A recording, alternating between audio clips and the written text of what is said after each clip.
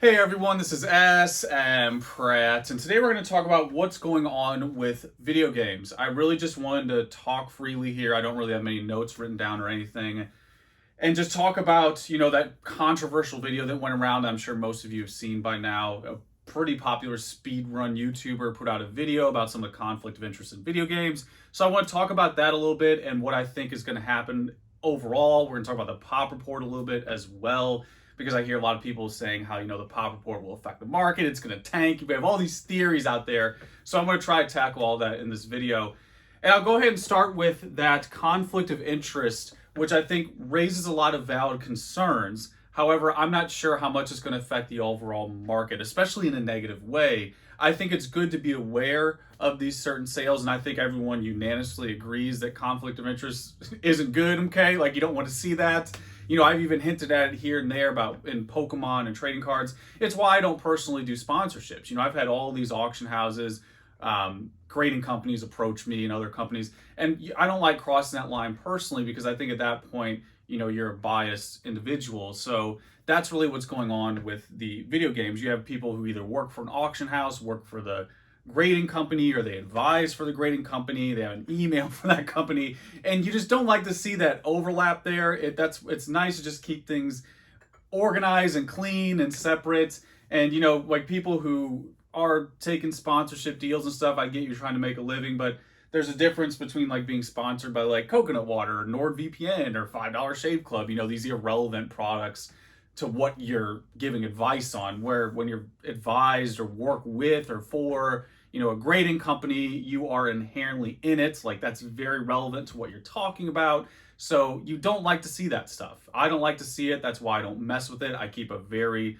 strong, bold line between those 2 points, because I don't want to give up that bias at the end of the day. I want to sit down here and just chill out and talk to you guys. And I think, people in the video game world who are spending millions of dollars and, making these big moves, I think it definitely just raises a lot of valid questions. However, I don't know the legality of that. That's for the lawyers' side. And I think that gets us into, what's really going to happen from all this. Is the market just going to disappear? A lot of people are talking about that these prices are inflated not only because of conflict of interest, but because there's no pop report. So I think that's a valid point. The pop report has some validity to it. But again, just like the video and the outrage, I think it's a bit overblown.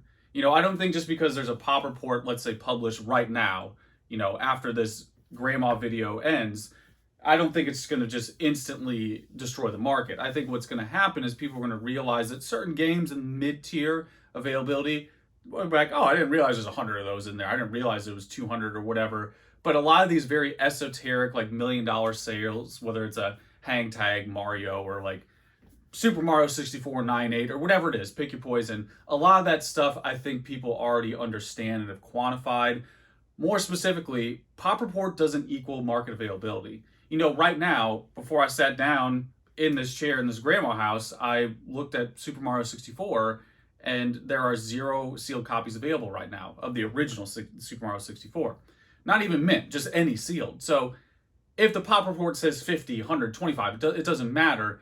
That doesn't reflect current availability. And I think this is common sense for a lot of people in Pokemon, but video games is actually a really new market. It's a lot younger than Pokemon, and insofar as like you don't have as much long-term data, you don't have as much long-term grading, especially, and understanding these market trends over time. And I think that's why you have a lot of the outrage. Don't hear this as like I'm trying to trivialize the outrage. I'm only trying to contextualize like the reality of it, because I get why people are frustrated. If you've been around a long time, like, these games literally have dust on the cases on the outside of them, because I've had them so long. And I remember buying these for like basically the retail price or a little bit above that, because I was doing this a long time ago, just buying the stuff that I grew up with as a kid, just for fun. It was affordable, much more affordable back then. I get it. People have been around during that era. They have an emotional stake in it, and they're frustrated to see these prices increase so quickly. So that's really where a lot of the outrage stems from. It's just people frustrated with this meteoric rise on a lot of the big titles too, like Zelda, Mario, Pokemon, these big brands that I think everyone and their dog has experienced. But what people need to understand with that, like, the thing I really wanted to talk about here is the gatekeeping and outrage and that stuff. I've said it in so many other videos, so many other ways. it only slows you down. There's nothing productive that comes from outrage. Think of it this way, like one of the I don't know what to call, like nicknames or catchphrases that friends or family would say about me is like grace under fire, because I realized at a young age that adding chaos to chaos does nothing. It does absolutely nothing. So in a moment of chaos or in a moment of a heightened whatever, being that, keeping that energy and like matching that energy is not going to be productive.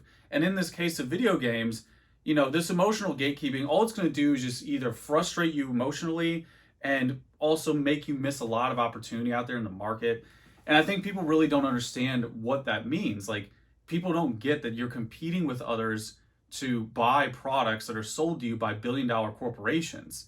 So this weird gatekeeping of like, yeah, this person's making money, or listing stuff on eBay at a higher price is a scam, or whatever other claims are made in some of these videos and what people are saying.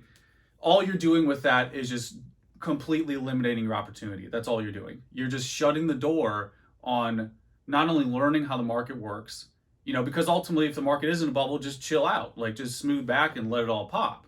You shouldn't be frustrated about that. If you truly know that the market's inflated, then you should be the most relaxed guy on the planet right now. But ultimately, this outrage stems from not knowing. That's the answer here, is that people don't know what's going to happen. And I'm sure these claims about the pop report might have some validity to them, but overall, there's no one easy answer. Economics is not that simple. That's what this is. This is a market.